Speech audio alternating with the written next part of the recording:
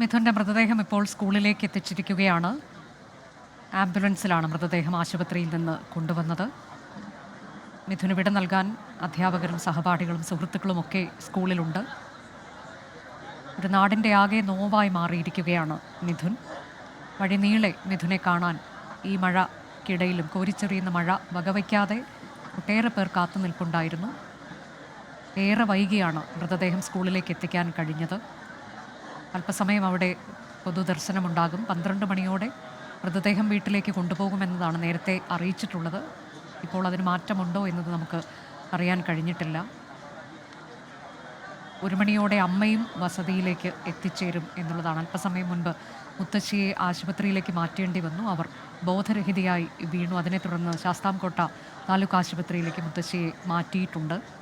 Thevalakkara boys സ്കൂളിലേക്ക് മിഥുൻ അവസാനമായി എത്തിയിരിക്കുകയാണ്. ചേതനയേറ്റ ശരീരമായി മിഥുൻ തൻ്റെ ഏറ്റവും പ്രിയപ്പെട്ട കലാലയത്തിലേക്ക് എത്തിച്ചേർന്നിരിക്കുകയാണ്. അരുൺരാജ് അവിടെ നിന്ന് തത്സമയം വിവരങ്ങളുമായി. അരുൺ, മിഥുൻ അങ്ങനെ അവസാനമായി തൻ്റെ പ്രിയപ്പെട്ട കലാലയത്തിലേക്ക് എത്തിച്ചേർന്നിരിക്കുകയാണ്. അരുൺ.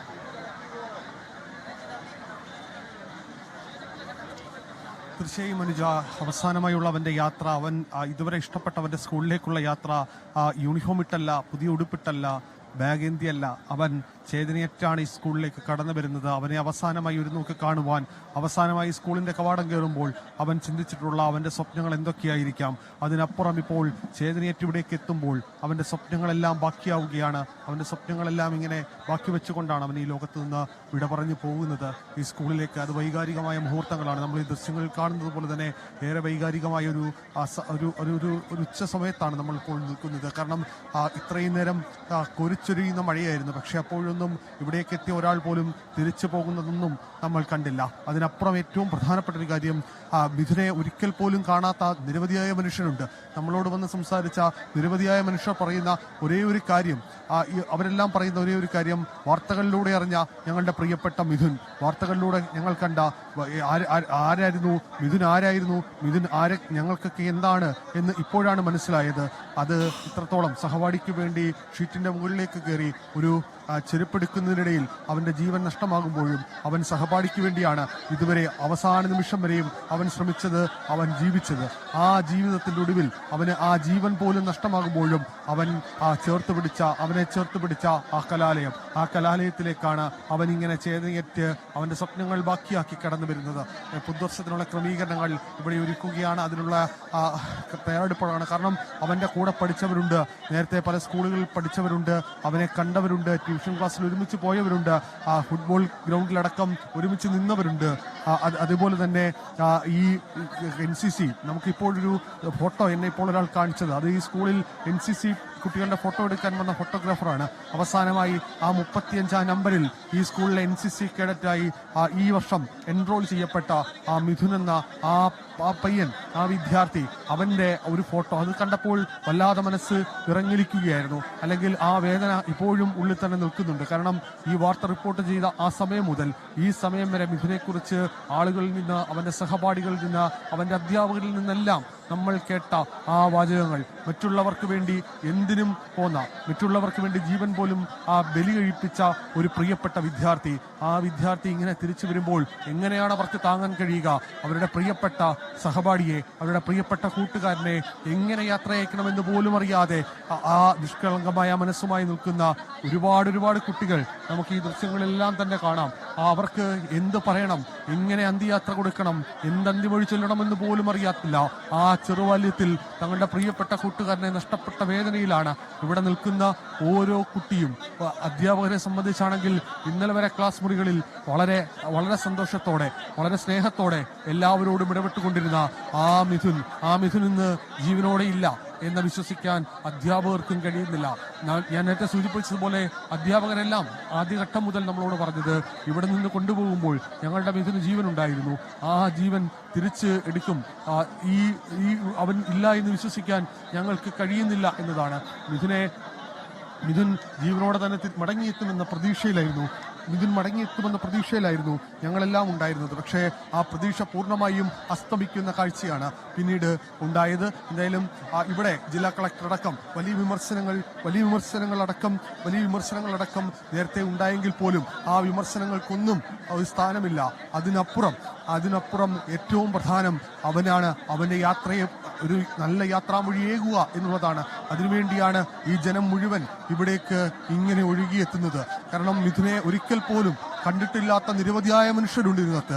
അവനെ ഒരിക്കൽ പോലും കേട്ടിട്ടില്ലാത്ത, അവന്റെ സ്വപ്നങ്ങളെക്കുറിച്ച് ഇന്നലെ വരെയും അറിയാത്ത ഒരുപാട് പേരുണ്ട്. പക്ഷേ ഈ വാർത്തകളിലൂടെ അടക്കം അവനെക്കുറിച്ച് കേട്ട, അവന്റെ കുടുംബത്തിന്റെ സാഹചര്യം മനസ്സിലാക്കിയ ഒരുപാട് പേരാണ് അവസാനമായി ഈ സ്കൂളിലേക്ക് എത്തി അവന് ഈ അവസാന യാത്രാമൊഴി നൽകുവാൻ ഇവിടെ നിൽക്കുന്നത്. ഇപ്പോൾ ജില്ലാ കളക്ടർ അടക്കമുള്ളവർ അന്ത്യോപചാരം അർപ്പിക്കാൻ, ജില്ലയുടെ ഭാഗത്തുനിന്ന് അന്ത്യോപചാരം അർപ്പിക്കാനാണ് ഇപ്പോൾ എത്തിച്ചേരുന്നത്. ഈ ദൃശ്യങ്ങൾ കാണുന്ന പോലെ ജില്ലാ കളക്ടർ എൻ ദേവിദാസ് അടക്കമുള്ളവർ ഇപ്പോൾ അന്ത്യോപചാരം അർപ്പിക്കുകയാണ്. എന്തായാലും ഈ സ്ഥലത്ത് അതിന്റെ ക്രമീകരണങ്ങൾ ഒരുക്കുന്നതിന്റെ വലിയ രീതിയിലുള്ള ഒരു പ്രശ്നം ഇപ്പോഴും നിലനിൽക്കുന്നുണ്ട്. നമ്മൾ ഈ ദൃശ്യങ്ങൾ കാണുന്ന പോലെ തന്നെ എല്ലാവർക്കും അവസാനമായി എത്തുന്ന ഏതൊരാൾക്കും മിഥുനെ കണ്ടുമടങ്ങുവാനുള്ള ക്രമീകരണം ഒരുക്കും എന്നുള്ളതാണ് സ്കൂൾ മാനേജ്മെന്റ് വ്യക്തമാക്കിയത്. കാരണം മിഥുനെ ഒരു വട്ടമെങ്കിലും അറിഞ്ഞ എല്ലാവർക്കും മിഥുൻ പ്രിയപ്പെട്ടവനായി മാറിയിരിക്കുകയാണ്. ഈ നാടിന് മാത്രമല്ല, ഈ വിദ്യാലയത്തിന് മാത്രമല്ല, അതിനപ്പുറം ഈ വാർത്തകളിലൂടെ ഈ ലോകത്തിൽ മുഴുവൻ ആ 13 വയസ്സുകാരന്റെ സ്വപ്നം തങ്ങളുടെ ഓരോരുത്തരുടെയും സ്വപ്നമായി മാറിക്കൊണ്ടിരിക്കുകയാണ്. ഈ ദൃശ്യങ്ങൾ കാണുന്നത് പോലെ തന്നെ MLA അടക്കമുള്ളവർ ഔദ്യോഗികമായ അന്ത്യോപചാരം ഇവിടെ വെച്ച് അർപ്പിക്കുന്നു. ഇതിനുശേഷമായിരിക്കും ഇവിടെ നിന്ന് മടക്കി ഇവിടെ നിന്ന് വിലാപയാത്രയായി വീട്ടിലേക്ക് കൊണ്ടുപോവുക. അമ്മ അപ്പോഴേക്കും വീട്ടിലെത്തും എന്നുള്ളതാണ്. പോലീസിന്റെ അകമ്പടിയോടെയാണ് അമ്മയെ ഇപ്പോൾ കൊണ്ടുവരുന്നത്. കാരണം കാലതാമസം ഏതുവേ ഉണ്ടാകരുത്.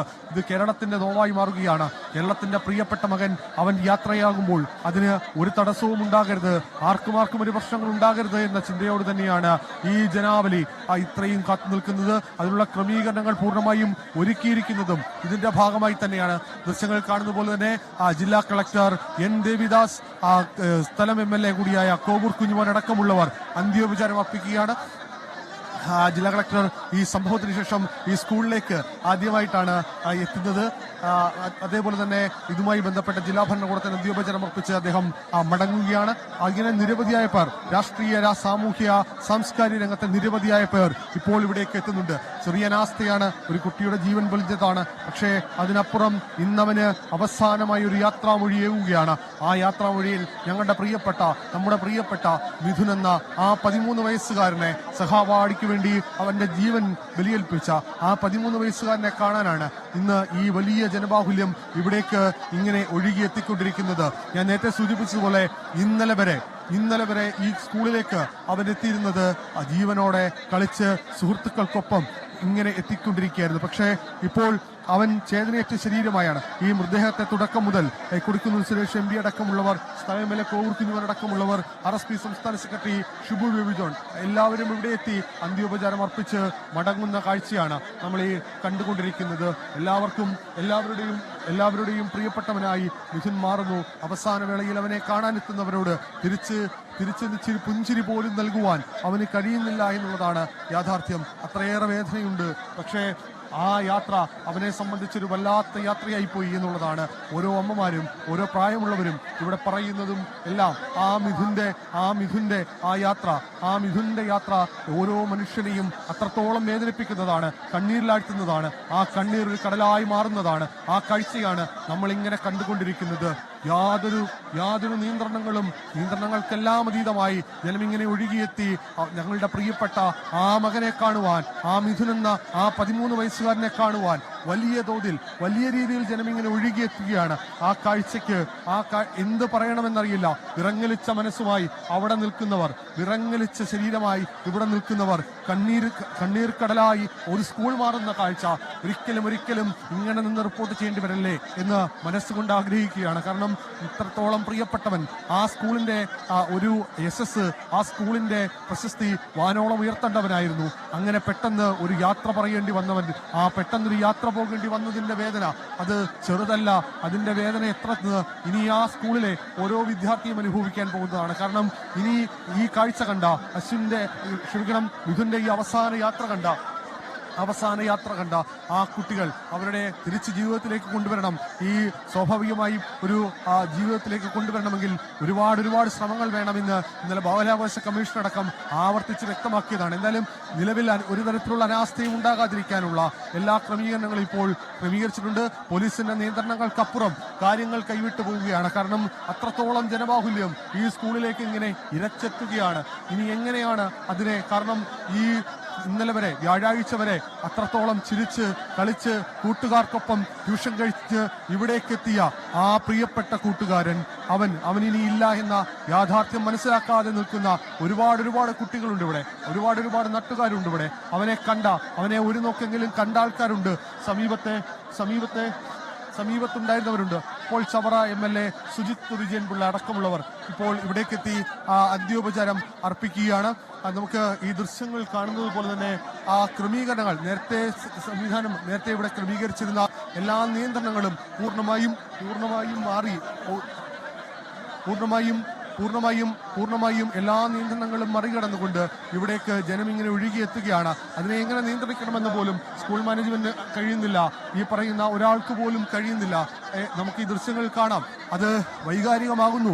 ഓരോ സന്ദർഭത്തിലും അത്രത്തോളം വേദനയുണ്ടാക്കുന്നുണ്ട്. ഈ കുട്ടികളുടെ വേദന എങ്ങനെ പറയണമെന്നറിയില്ല. വാക്കുകൾക്ക് അതീതമാണത്. ഓരോരുത്തരും കണ്ണീർക്കടലായി ഈ കണ്ണീർ കുളിച്ചാണ് ഇവിടെ നിന്ന് പോകുന്നത്. ഈ മിഥുന്റെ സഹപാഠികൾ അവർ ദൂരെ മാറി നിന്ന് ഈ കാഴ്ചകൾ ഇങ്ങനെ കാണുകയാണ്. വ്യാഴാഴ്ച വരെ തങ്ങളുടെ മുമ്പിൽ ജീവനോടുണ്ടായിരുന്ന, വ്യാഴാഴ്ച വരെ തങ്ങളുടെ മുമ്പിൽ കളിച്ചുകൊണ്ടിരുന്ന, ഞങ്ങളുടെ ഒപ്പം നിന്നിരുന്ന ആ കൂട്ടുകാരൻ അവനിന്നില്ല എന്ന യാഥാർത്ഥ്യം അവർക്ക് ഒട്ടുമേ വിശ്വസിക്കാൻ കഴിയുന്നില്ല, ഒട്ടുമേ താങ്ങുവാൻ കഴിയുന്നില്ല, ഒട്ടുമേ അത് ഉൾക്കൊള്ളാൻ കഴിയുന്നില്ല. ഓരോരുത്തരും അത്രത്തോളം വേദനയിൽ തന്നെയാണ് ഈ യാത്ര. ഈ അവസാനമായി മിഥുനെ കാണാൻ ഇവിടേക്ക് എത്തുന്നത്.